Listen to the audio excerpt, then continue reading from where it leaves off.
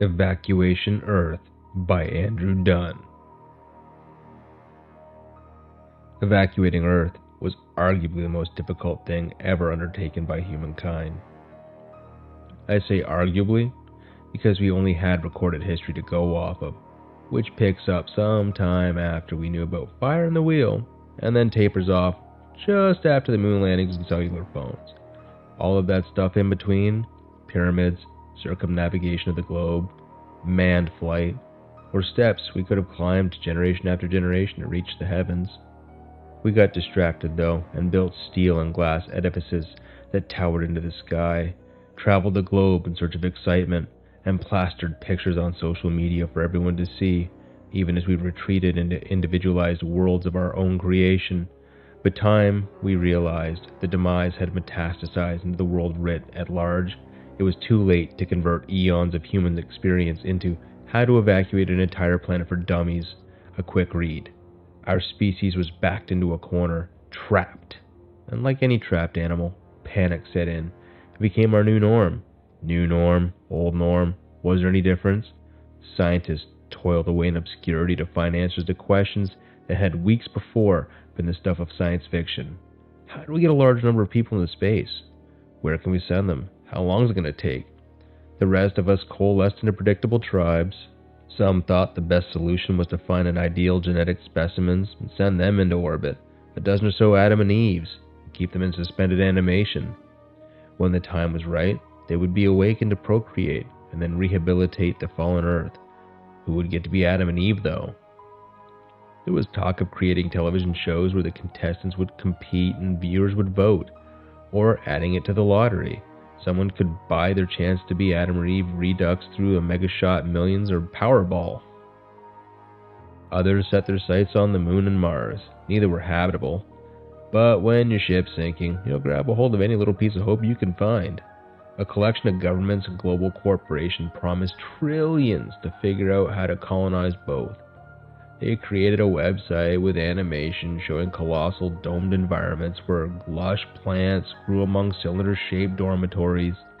For a 5-figure fee, one could register early for their choice of dorm on the Tharsis Plateau or Sea of Tranquility.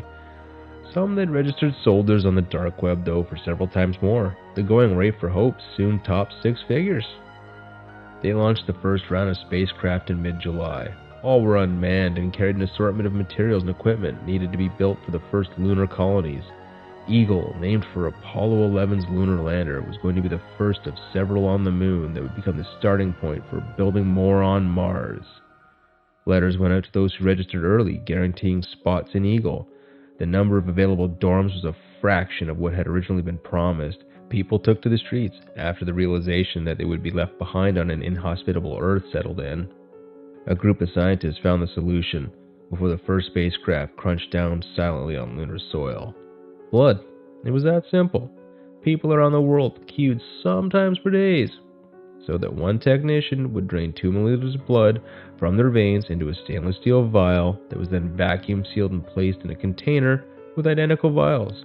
Almost 30 million tons of human blood were eventually crated up and shipped to a vast plain in Kazakhstan, where dozens of ICBMs, reimagined as matrons of life, stood like sentinels, immune to the death throes convulsing through the planet, ready to do their duty for humankind. It all seemed so simple, almost foolproof.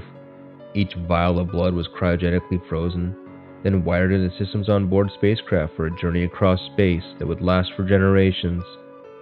Spacecraft would move from planet to planet, moon to moon, solar system to solar system if need be, until a life-sustaining world was discovered. Once that happened, the craft would burn through the virgin sky and settle down on untouched soil, close to sources of fresh water.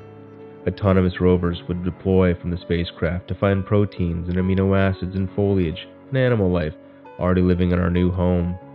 Blood would thaw so DNA within could sequence those proteins and amino acids into sentient life. We would be reborn, not as exact facsimiles of ourselves, but as replicas, the intellect hopefully unchanged through physical attributes defined by things the rovers brought back. My blood rode on Spacecraft 9 on a column of solid flame through Earth's poison skies, and then the ionic drive through the Kuiper Belt.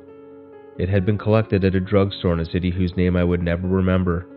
Both city and store were now consigned to unrecorded history, as we had traversed the heavens searching for a new home.